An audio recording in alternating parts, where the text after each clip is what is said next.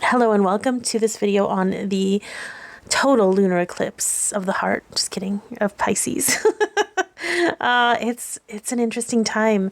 I wanted to share with you just what I channeled, and of course we're gonna talk about the frequency of the moon and how the moon's energy is helping us shift out of certain lower frequency energies. If you're new here, my name is Candice. I'm a psychic intuitive, and I carry healing and activation codes as a conduit for source energy.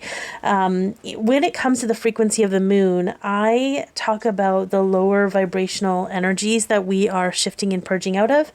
So I talk about some of the behaviors, the beliefs that come with that, and of course, what we are doing and what we can do to shift out of that energy. Doubt is a big one for this. And if you're not new here, welcome back. Thanks for tuning in. There were a few categories of themes that came through this because everything's really complex. So just take what you need. If I say something that triggers you, know that chances are whatever I'm saying isn't for you at this time, and you can just let it go. There's going to be some parts in here that are for you. There's going to be some parts in here that are for other people. And so just keep that in mind. So the the common theme is through the eye of the needle. And I had previously posted a video talking specifically about going through the eye of the needle with this eclipse season.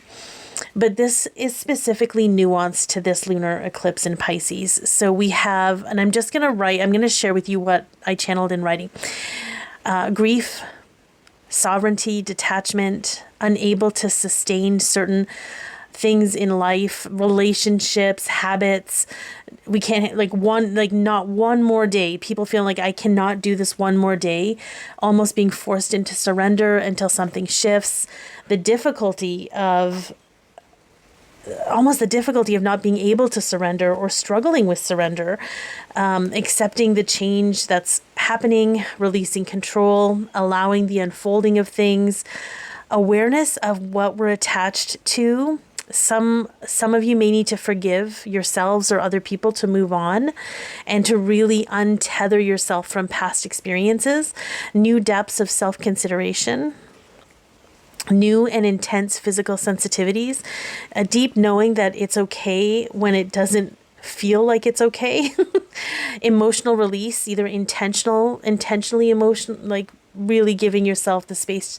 Like I will sometimes watch videos that I know are going to make me cry. There are certain music videos that will do that. That's an intentional emotional release, letting myself scream into a pillow if I'm angry, intentional.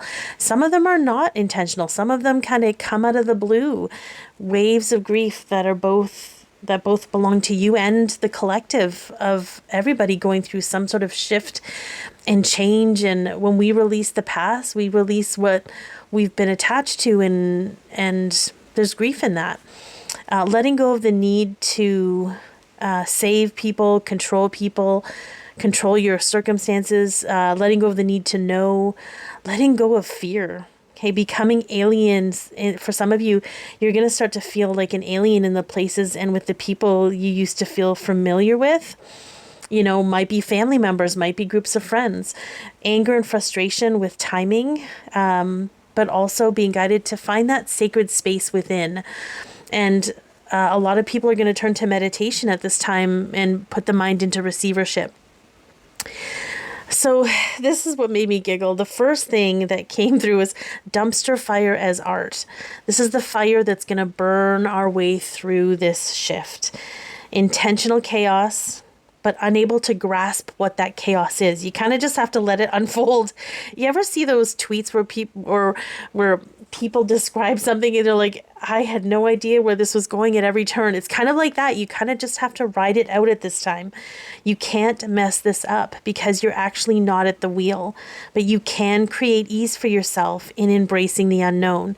The mind cannot get you there because it doesn't have the proper data to support any ideations beyond what you've known. In this pressure cooker, there is little ability to trust beyond, trust and expand and open without new data. Like we're in a time right now where we are receiving new data. Like we cannot, how when we all started, like the whole computer industry started, I don't know, like you had to update all the time and update all the time or else the programs would stop working. It's kind of like the program can't run anymore because it needs new data. It needs an update. Okay. We're in the process of an update. We need to go through the heart and the body. So when the mind begins to narrow in on one thing or another, remember that we don't have all the info yet and to let go. Let your body guide you for now. Let your body guide you with ease. If your body's feeling at ease, follow that. If your body is tensing, it's probably not what you need to be giving your energy to right now. And I know that's maybe oversimplified and not super easy, but it's something that you can get into practice with. It's going to make things a lot easier for you. Just remember, you don't have all the information. And until you do, there's no conclusions to come to. And in that, I feel we kind of put our mind into receivership and allow for things to show us the way, which can be scary sometimes. Okay, let's get into the frequency of the moon. This is really all about utilizing doubt in the way that it was intended. So the overall theme with this frequency is doubt is meant to stir curiosity so we can begin asking the right questions. Doubt is a big theme. Doubt creates fear when it's not utilized properly. So we'll get into this. And then in the octaves of the moon, which is a video I'm going to post in a couple of days. If you're watching this in real time when it's actually posted, it might be posted to my page if you get this a few days later. But we talk about how to get out of doubt, because doubt creates fear when it's not utilized. So doubt was never meant to create fear or create distrust within or towards ourselves. Doubt serves as a catalyst to expand beyond what we think we know. When we doubt something externally, we ask more questions to understand better, but it's only meant to be activated when the right set of circumstances present themselves. In this energy, we're going through the eye of the needle, and this is obviously something I've written that I'm reading to you guys, but in this energy, we're going through the eye of the needle, and we can't take the lower octave energy with us. Doubting is what we think we know will free us of any attachment to upholding behaviors. Doubting what we think we know. Okay, so you need to doubt what you think you know, and it will free you from any attachment to upholding behaviors that no longer serve you. It may feel scary at first, especially if what you know has always been a sense of security for you, but it will become increasingly uncomfortable to stay where you are. Some of you may find it a relief to put down the mantle of having to know it all out of fear. There's a relief in answers on the other side of this. We just have to be willing to allow it all through. Okay.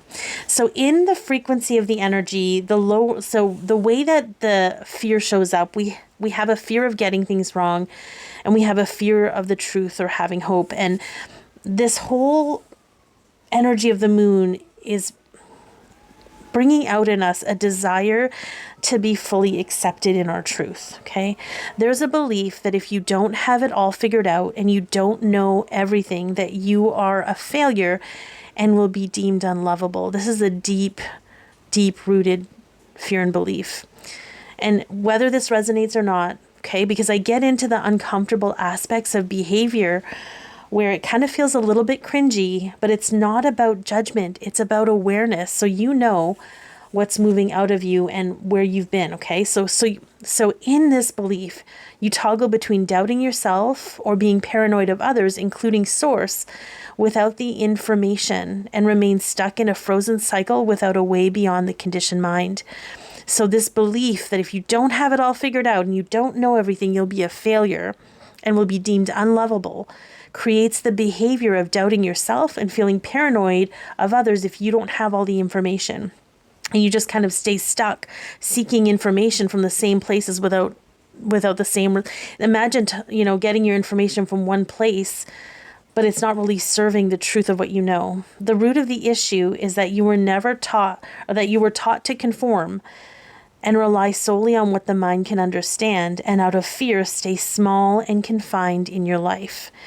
This is a root of this belief, and then the belief is the root of the behavior. But in the shift, when you remember to question the doubt instead of yourself, you begin to see the outdated programming that will never fully allow you to be yourself and be happy. Okay. So when you start to utilize doubt in the correct way, which is actually questioning where the doubt is coming from versus doubting yourself or source or what have you, right? Then you begin to shift. You get to witness that programming that has made you constantly stay in this loop. Hope this makes sense. So allow your personal resonance to create a space for self-acceptance. Because when you start questioning the doubt, you start to further accept yourself. You're not the problem. You were never the problem. You just ended up participating in things because that's what you thought you were supposed to do, right? But that's the whole part of evolution and expansion and breaking through. The whole point of this isn't to feel like you've been wrong or you did something wrong. That's what keeps you stuck in the loop. This is about expanding beyond and getting to the truth of who you are, which is an innocent human being doing the best you can with what you have. When you start to utilize doubt in the way that it was intended, you start to expand beyond those limitations. In the healing transmission, we're going to clear all the fields, but we're also going to be activating energetically, and as well with this moon, what's going to be activated in you is questioning your beliefs about you and life, okay? Revealing patterns that are outdated so you can release them, and then opening to explore new beliefs and to anchor in instead of the old beliefs that are keeping you in a cycle. Now, I'm going to do this a little bit differently. I'm going to give you guys some things to question, okay? Some things, just utilizing the human design aspect of things, I'm going to give you a way to filter certain information and energy coming in. So these are the things that you can ask yourself in the moment so that you can determine whether you need to take something on or not. So the first filter is going to be through leadership. Okay. So in the moment, whatever it is, if you're listening to somebody else or if information is coming in from source or however it's showing up, okay, these questions are going to help you determine what you can take in and what you can trust, okay? So does this belief or experience or information encourage unity and collaboration in me? Or does it create division in me and an us versus them mentality?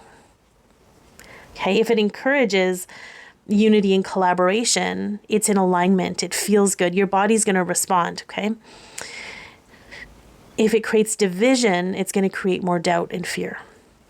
Now, we can also filter through changeability.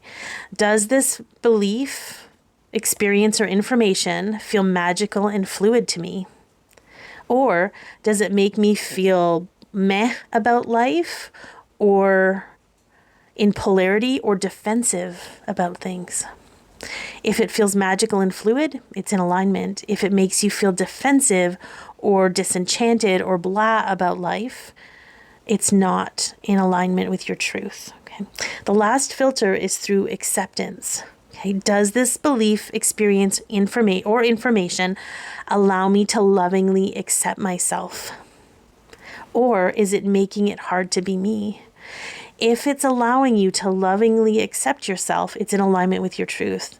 If it's making it hard for you to be you, it's an old narrative. And I want to speak a little bit about that, because there's a deep conditioned psychological, I feel like psychology in a lot of ways, and this is not a blanket statement, there's no blanket statements, but just it's really messed us up in ways that, for example, the truth is supposed to hurt. You have to hear hard things that make it hard to love yourself in order to evolve and change. That is not the truth. That just fortifies and amplifies and compounds the trauma you experience that makes you feel bad about yourself. That is not love. That is not acceptance. That is not real sovereignty.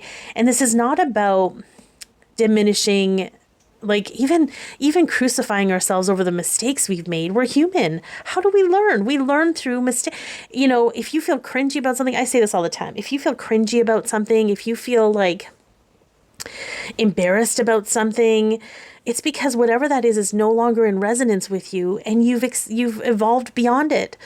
It's not for you to continue to feel sad or bad about. Like, you're allowed to feel loved and accepted, especially by yourself. Like, you're allowed to feel that from yourself. So any information that makes that's in opposition to that is baloney, and you do not need to take it on. I feel very passionate about this. Can you tell? Okay. So I hope that this has helped, guys, and I'm sending you all so much love, and take care.